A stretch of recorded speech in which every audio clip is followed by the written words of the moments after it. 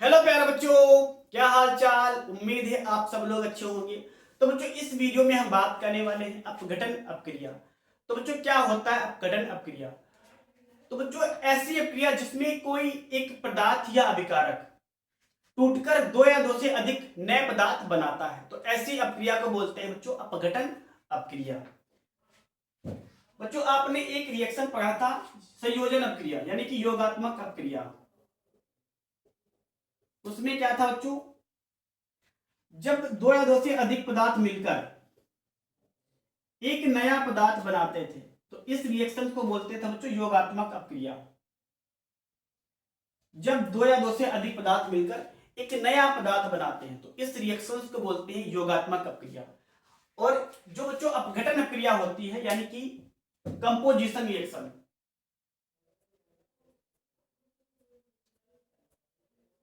अपघटन अपक्रिया,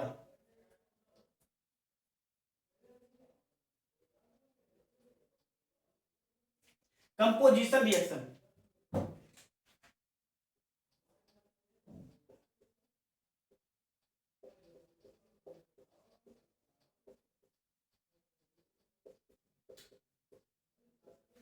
तो बच्चों जो कंपोजिशन यानी कि अपघटन अपक्रिया होता है, ये योगात्मक अपक्रिया का विलोम होता है। इसमें क्या होता है बच्चों, कोई एक पदार्थ टूटकर दो या दो से अधिक नए पदार्थ बनाता है तो इस क्रिया को बोलते हैं अपघटन। इसमें क्या होता है बच्चों, योगात्मक में कोई दो या दो से अधिक पदार्थ आपस में मिलकर एक नया पदार्थ बनाते हैं, और बच्चों अपघटन में इसका विलोम होता है।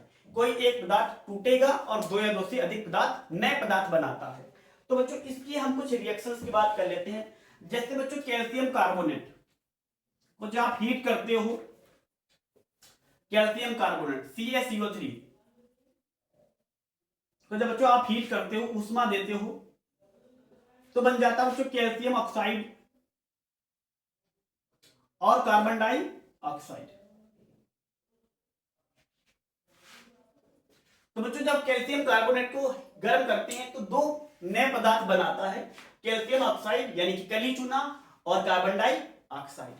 तो आप ऊष्मा के द्वारा यानी कि एनर्जी के द्वारा किसी एक पदार्थ को तोड़कर दो पदार्थ या दो से अधिक पदार्थों में बदल सकते हो, तो ऐसी रिएक्शंस को बोलते हैं अपघटन अपक्रिया। तो बच्चों आप याद रखिएगा, आप अपघटन अपक्रिया में हमेशा ऊष्मा का यूज करेंगे यानी कि एनर्जी का यूज करेंगे। अपघटन अपक्रिया को करने के लिए एनर्जी हमेशा आवश्यक होती है।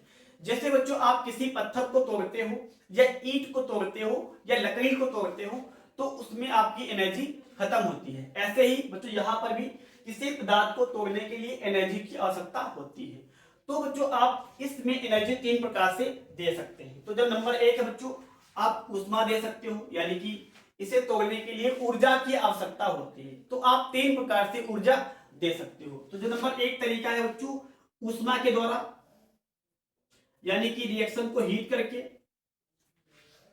दूसरा है बच्चों विद्युत के द्वारा, आप विद्युत के द्वारा किसी पदार्थ को तोड़ सकते हो, इलेक्ट्रिसिटी के द्वारा बच्चों। और तीसरा जो हमारे पास बच्चों उपाय है, आप सूर्य का प्रकाश बच्चों, सूर्य के प्रकाश के द्वारा भी पदार्थ को तोड़ सकते हैं, सनलाइट, क्योंकि बच्चों सूर्य में भी एक एनर्जी होती है। सूर्य के द्वारा ही प्रकाश यानी कि पेड़ पौधे अपना भोजन बनाते हैं, तो सूर्य में भी एनर्जी होती है। तो सनलाइट के द्वारा भी आप पदार्थों को तोड़ सकते हैं अपघटन अपक्रिया में।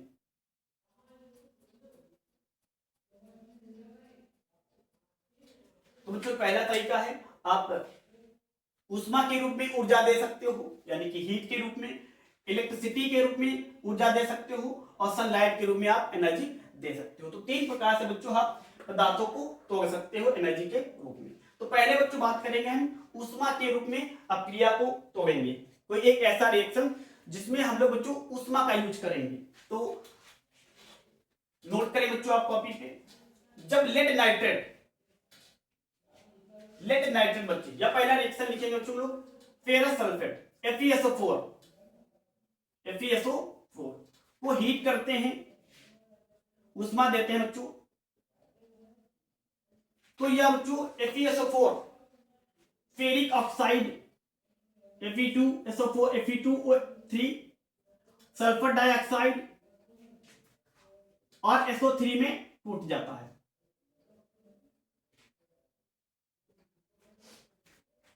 ये ठोस होता है बच्चों, और हमारे पास FeSO4 भी ठोस होता है। और जो FeSO4 होता है बच्चों, इसका जो कलर होता है ग्रीन कलर होता है।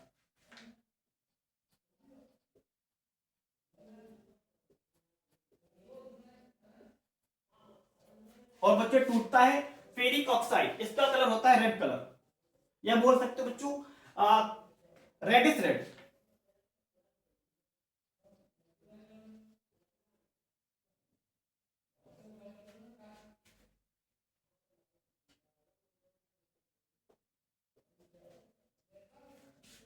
तो बच्चों पहला रिएक्शन है ऊष्मा के द्वारा किसी पदार्थ को तोड़ना। तो उसमें हमने यूज किया है रिएक्शन फेरस सल्फेट को। जब आप ऊष्मा देते हो तो फेरिक ऑक्साइड, सल्फर डाइऑक्साइड और सल्फर ट्राइऑक्साइड यानी कि SO3 गैस में टूट जाता है। इसमें हमारे पास जो फेरस सल्फेट होता है, फेरस सल्फेट, ये हरे रंग का होता है, टूट जाता है फेरिक ऑक्साइड में। इसका कलर होता है बच्चों लाल कलर। तो बच्चों एक बात आप नोट में लिख लीजिए, जब ये फेरिक ऑक्साइड यानी कि हरा कलर से लाल में बदलता है तो सीधे हरे से लाल में परिवर्तित नहीं होता है। बच्चों याद रखिएगा, जब ये फेरस सल्फेट हरा होता है और हरे से लाल रंग में टूटता है फेरिक ऑक्साइड में, तो सीधे हरे से लाल में परिवर्तित नहीं होता है। तो पहले बच्चों यह हरे से सफेद में चेंज होता है और उसके बाद और हीट करने पर ये बच्चों लाल कलर में टूट जाता है। तो बच्चों यानी कि ये रिएक्शन दो स्टेप में होता है, ये वाले रिएक्शन बच्चों दो स्टेप में होता है। तो दोनों स्टेप को बच्चों हम लोग लिखेंगे, आप कॉपी पे नोट कर लीजिए। तो पहला स्टेप क्या होता है बच्चों, ध्यान से सुनो। पहला स्टेप, जो फेरस सल्फेट होता है ये हाइड्रेट के रूप में होता है, यानी कि इसमें पानी मिला हुआ होता है। FeSO4 .7H2O, ferrous sulphate heptahydrate, इसका बच्चों नाम होता है फेरस सल्फेट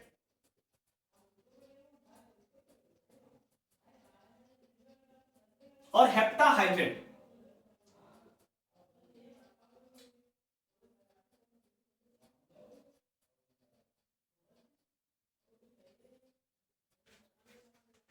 तो बच्चों इसका कलर होता है ग्रीन कलर यानी कि हरा रंग।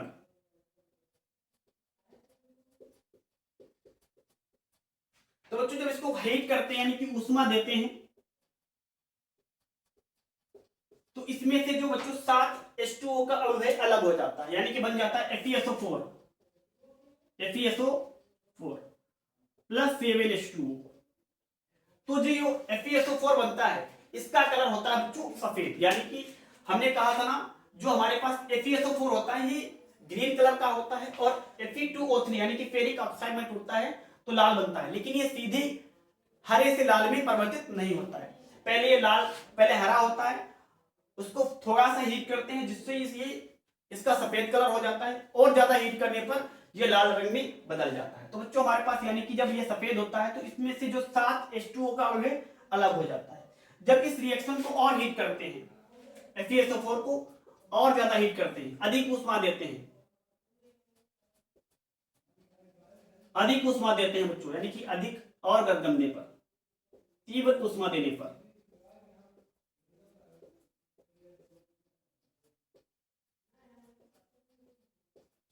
तो बनता है बच्चों Fe2O3, ये वाला रिएक्शन होता है Fe2O3 SO2 गैस और SO3 गैस।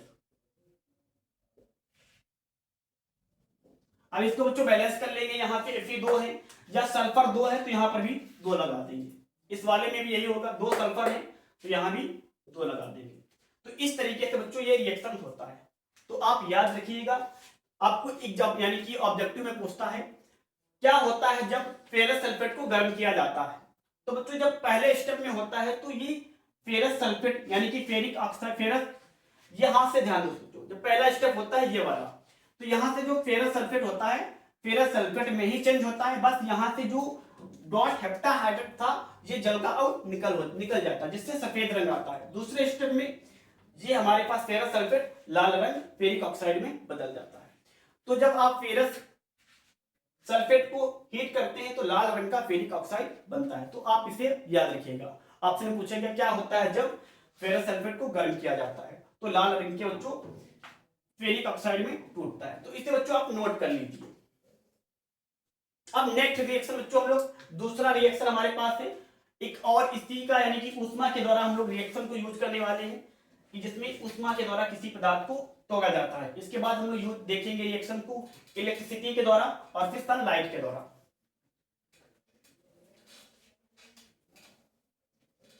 बच्चों lead nitrate, lead nitrate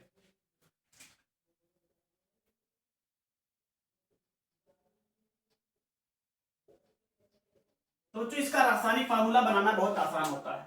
lead lead का फार्मूला होता है Pb, जिस पर प्लस का 2 चार्ज होता है, और नाइट्रेट पर होता है माइनस का 1 चार्ज। जब चार्ज बच्चों बराबर ना हो तो अदला बदली हो जाती है, यानी कि लेड को मिलेगा 1 और NO3 को मिलेगा बच्चों 2, तो हो जाएगा होल ट्वाइस, यानी कि यहां से 1 हटा देंगे तो बच जाएगा बच्चों PbNO3 का होल ट्वाइस।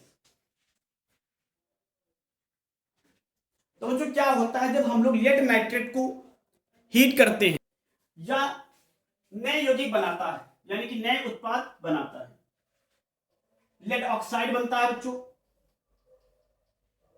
और बच्चों नाइट्रोजन डाइऑक्साइड बनती है NO2 गैस, और बन जाती है बच्चों ऑक्सीजन गैस। इसको बैलेंस करेंगे, यहां पर 4 लगा देंगे, 4 NO2। जब 4 NO2 यहां पे लगा दोगे तो यहां बैलेंस करेंगे, 2 नाइट्रोजन है 4 करने के, यहां 2 लगाएंगे, और बच्चों हमारे पास हो जाएगा 2 लेड हो जाएगा, तो यहां पर भी 2 लगा देंगे। यानी कि आपको यहां से याद रखना है इस रिएक्शन में 4 नाइट्रोजन यानी कि 4 नाइट्रोजन डाइऑक्साइड निकलता है, 4 NO2 निकलता है। अगर आप इसको याद रखोगे तो रिएक्शन बहुत आसान तरीके से बैलेंस कर लोगे, क्योंकि 4 लगाओगे तो यहाँ पे 2 नाइट्रोजन था, 2 और लगाना होगा, यहाँ पे 2 लगाओगे, 2 लेड हो जाएगा तो यहाँ भी आप 2 लगा दोगे। ऑक्सीजन बैलेंस करेंगे बच्चों, 3 दूनी 6 दूनी 12 इधर बच्चों कितना हुआ, 4 दूनी 8, 2 10 और 2 12, तो रिएक्शन बच्चों बैलेंस है। इसमें जो बच्चों हम लोग यहाँ पर भी हीट करते हैं, यानी कि रिएक्शन को उष्मा देते हैं, उष्मा के द्वारा लेड नाइट्रेट को तोड़ा जाता है। आप गर्म कर सकते हो, तो ध्यान से सुनो, इसका बच्चों कोई कलर नहीं होता, इसमें कोई भी रंग नहीं होता है। तो बच्चों ये टूटता है लेड ऑक्साइड में, लेड ऑक्साइड में। इसकी बच्चों कुछ मुख्य बातें हैं जो आपको याद रखनी होंगी, मुख्य बिंदु।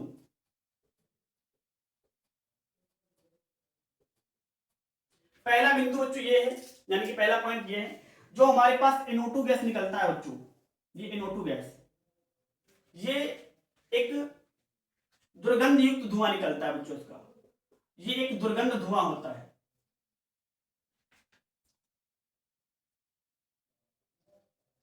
और उस धुएं का कलर बच्चों हरा होता है, यानी हरे रंग का दुर्गंध कलर, हाँ हरे रंग का दुर्गंध धुआं निकलता है। और बच्चों हमारे पास जो दूसरी बात होती है, इसमें येलो कलर का, यानी कि ये लाल रंग का अवक्षेप बनता है। हमारे पास जो लेड ऑक्साइड होता है ये पीले रंग का अवक्षेप होता है, पीले रंग का पीला अवक्षेप।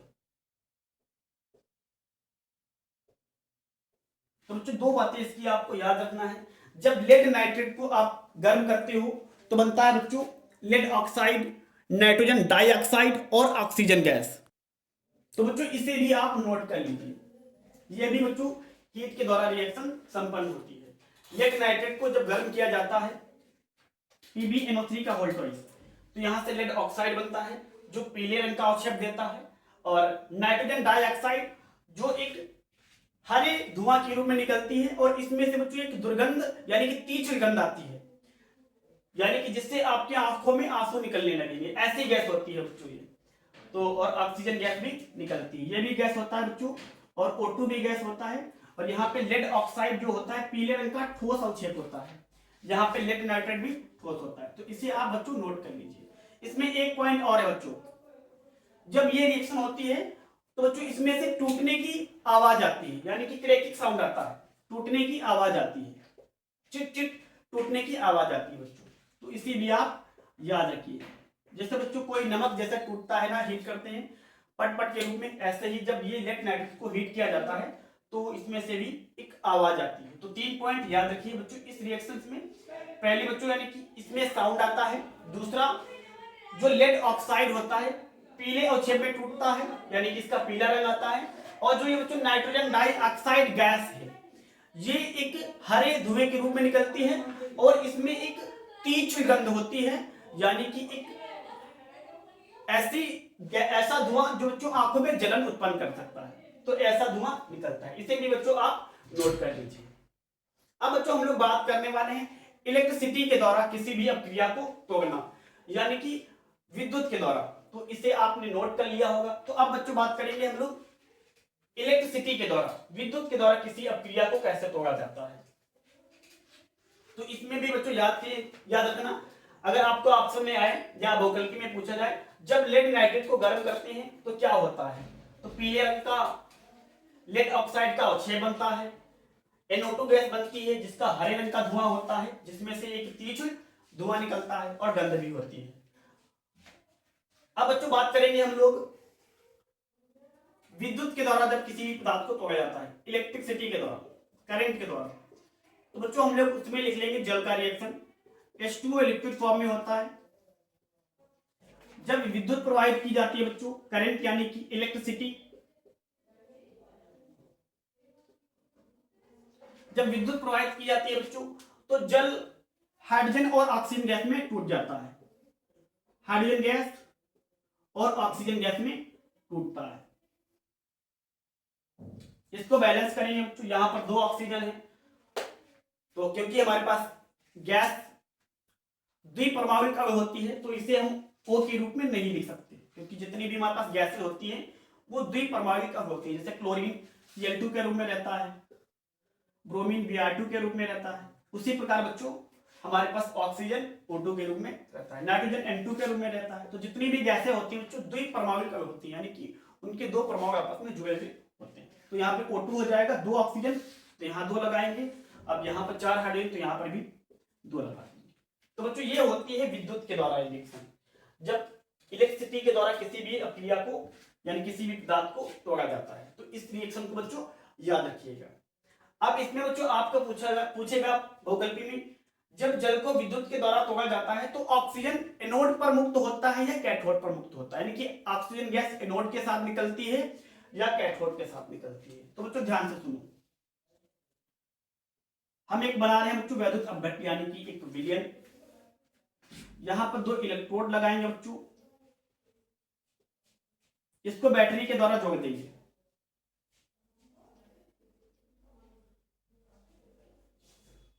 ये बड़ा वाला सिरा बच्चों प्लस होता है और छोटा वाला सिरा माइनस होता है।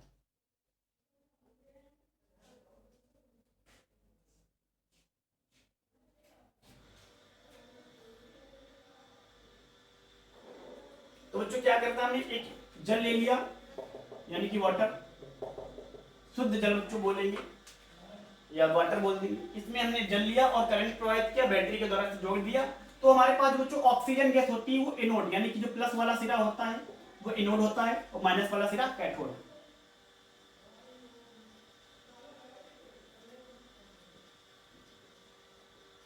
और ये वाला बच्चों कैथोड होता है।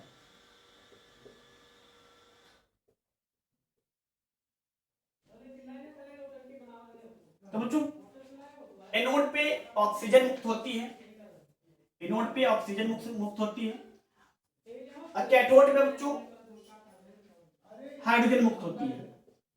तो बच्चों याद रखना, एनोड पे ऑक्सीजन गैस और कैथोड पर हाइड्रोजन गैस।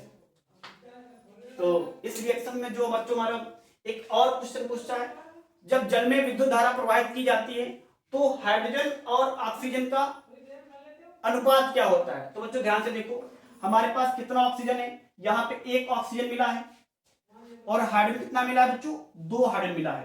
तो हाइड्रोजन और ऑक्सीजन का जो वॉल्यूम होगा यानी कि बच्चों आयतन का अनुपात होगा, हाइड्रोजन और ऑक्सीजन के टूटे हुए आयतन का अनुपात, तो 2:1 होता है, 2:1 होता है, क्योंकि हमारे पास 1 ऑक्सीजन मिला है और 2 हाइड्रोजन मिला है, तो 2:1 होता है।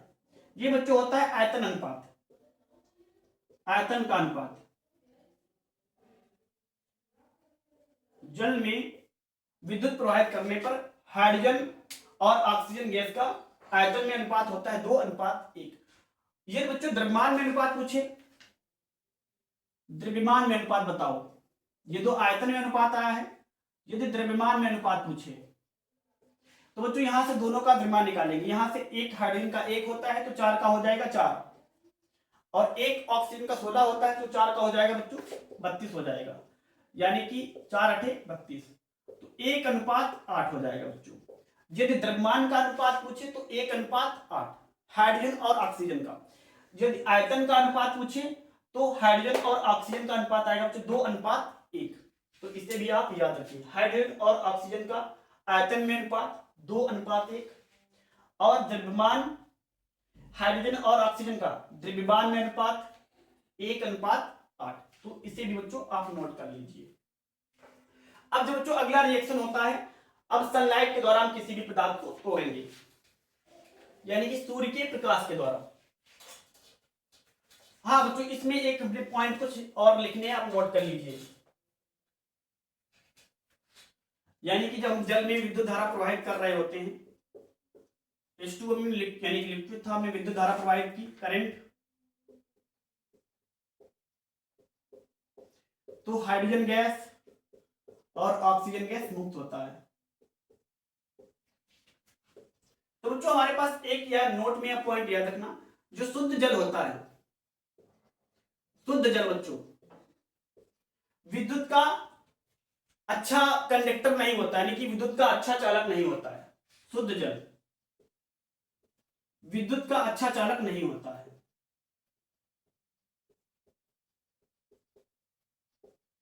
नोट में याद रखना बच्चों, जो शुद्ध जल होता है विद्युत का अच्छा चालक नहीं होता है।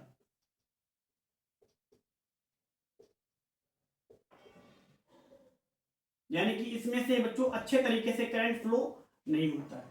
तो इस रिएक्शन में बच्चों हम लोग क्या करते हैं, किसी तनु एसिड का, यानी बहुत कम मात्रा में आप एसिड मिला सकते हो या कोई साल्ट वगैरह नमक मिला सकते हो इस रिएक्शन को अच्छा चालक बनाने के लिए। तो इस पॉइंट को याद रखिएगा, जो शुद्ध जल होता है वो विद्युत का अच्छा चालक नहीं होता है। इसलिए इस रिएक्शन में आप जल में थोड़ा सा एसिड मिला सकते हो जो विद्युत अपघट्य हो, या कोई साल्ट मिला सकते हो जो विद्युत अपघट्य हो।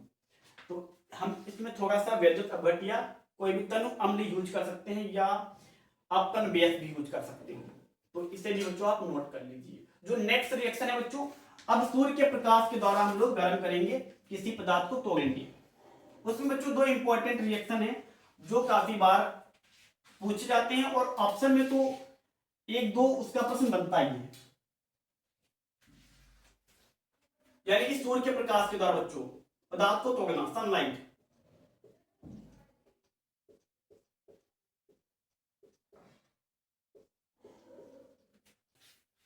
सिल्वर क्लोराइड या सिल्वर ब्रोमाइड AgCl को जब बच्चों आप गर्म करते हो सूर्य का प्रकाश को, यानी कि सनलाइट,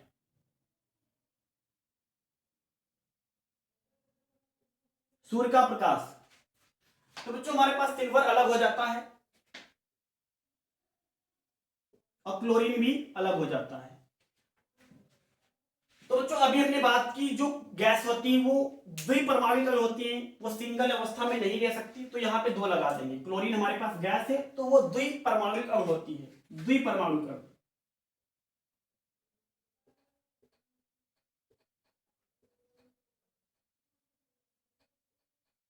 तो यहाँ पे दो लग जाएगा, बैलेंस करेंगे, दो क्लोरीन, यहाँ भी दो लगा देंगे, ये भी ठोस होता है। और यहाँ पे जो सिल्वर बनता है बच्चों वो भी ठोस अवस्था में होता है, गैस अवस्था, क्लोरीन गैस होती है। तो इसमें भी बच्चों कुछ बातें याद करने वाली हैं या इंपॉर्टेंट बातें हैं बच्चों। जब हम क्या करते हैं, सिल्वर क्लोराइड को सूर्य के प्रकाश यानी कि सनलाइट के द्वारा गर्म किया जाता है, सूर्य का प्रकाश इसमें दिया जाता है, तो हमारे पास सिल्वर अलग हो जाता है, क्लोरीन गैस अलग हो जाती है। तो इसमें बच्चों याद करने वाली बात क्या है, पहला पॉइंट बच्चों, हमारे पास जो सिल्वर क्लोराइड होता है ये सिल्वर में टूट जाता है, यानी कि इसका जो कलर होता है बच्चों ग्रे कलर, ग्रे कलर, यानी कि बोल हिंदी में बोले तो बच्चों धूसर हो जाता है। यहां जो सिल्वर क्लोराइड है सूर्य के प्रकाश में रखने पर ये सिल्वर धूसर हो जाता है। धूसर बोले तो बच्चों सिलेटी कलर, इसका हिंदी में एक और नाम है सिलेटी कलर। आप धूसर बोले या सिलेटी बोले, इंग्लिश में बोलते हैं बच्चों ग्रे कलर। और क्लोरीन गैस भी बच्चों मुक्त होती है, तो इसे भी बच्चों आप इसे नोट कर लीजिए।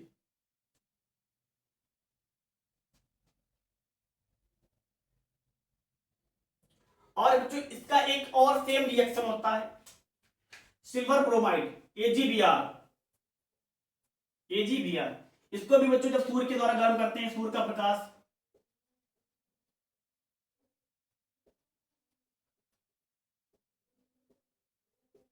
तो यहां से बच्चों सिल्वर अलग हो जाता है और ब्रोमीन गैस अलग हो जाती है।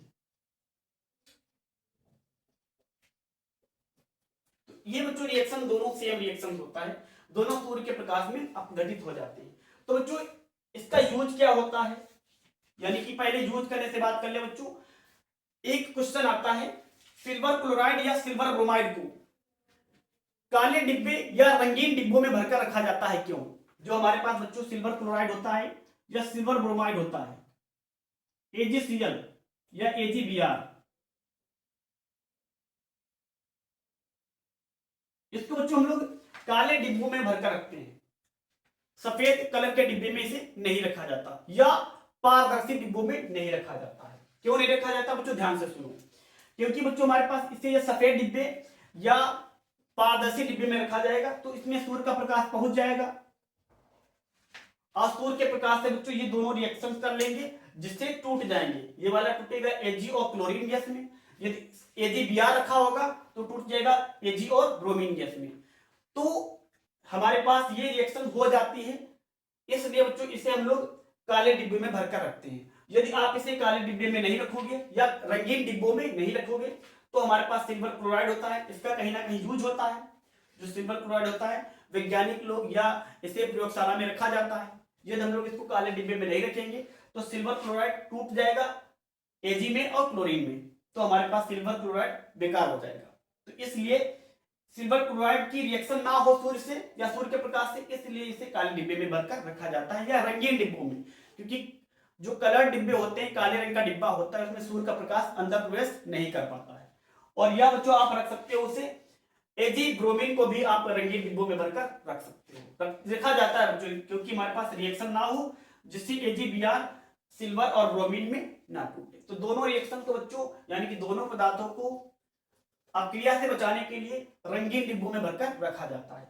बच्चों इन दोनों का एक यूज होता है, आपको पूछेगा AgCl का यूज कहां करते हैं या AgBr का यूज कहां करते हैं। तो बच्चों जो श्याम श्वेत फोटोग्राफी होती है, इसका यूज कहां होता है बच्चों, श्याम श्वेत फोटोग्राफी, श्याम श्वेत फोटोग्राफी।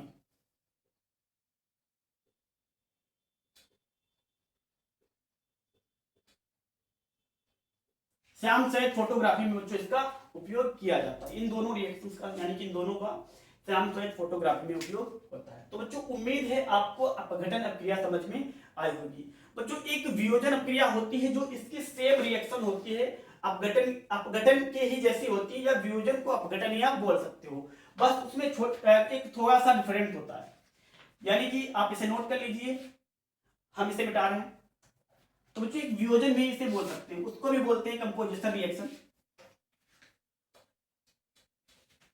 उसमें भी किसी पदार्थ को उष्मा के द्वारा तोड़ा जाता है, किसी भी पदार्थ को उष्मा के द्वारा तोड़ सकते हो, जैसे PCl5 है बच्चों, PCl5 इसको आप उष्मा दे दोगे तो PCl5 टूटेगा बच्चों PCl3 और क्लोरीन गैस में। या अमोनियम क्लोराइड है बच्चों NH4Cl, तो ये टूट जाएगा बच्चों अमोनिया गैस और HCl में, अमोनिया गैस और HCl में। तो बच्चों इन रिएक्शंस को हम लोग बोलते हैं वियोजन अपक्रिया। वैसे वियोजन अपक्रिया और अपघटन अपक्रिया दोनों सेम होता है, बस इनमें एक छोटा सा डिफरेंट होता है। तो बच्चों जो हमारे पास अपघटन अपक्रिया होती है ये केवल वन साइडेड होती है, यानी कि इसमें टूट जाता है पदार्थ और फिर जो बना हुआ उत्पाद है वो फिर से अभिकारक में नहीं बदलता। जैसे हमने ये लिखा है AgCl, अब AgCl को आप सनलाइट दोगे ये सिल्वर और क्लोरीन में टूट जाएगा। या कोई जो हमने ऊपर रिएक्शन लिखा था लेड नाइट्रेट वाला, लेड नाइट्रेट टूट के लेड ऑक्साइड बना था, O2 गैस निकली थी, NO2 गैस निकली थी। तो जो हमारे पास ये गैसें बनी थी फिर से लेड नाइट्रेट में नहीं परिवर्तित होती है, यानी कि ये एक बार ही संपन्न होती है। ये अनुत्क्रमणीय क्रिया होती है, आप सीधे सीधे बोल सकते हो जो अपघटन वाली होती है बच्चों ये अनुत्क्रमणीय होती है, अनरिवर्सिबल या इरिवर्सिबल, अनुत्क्रमणीय।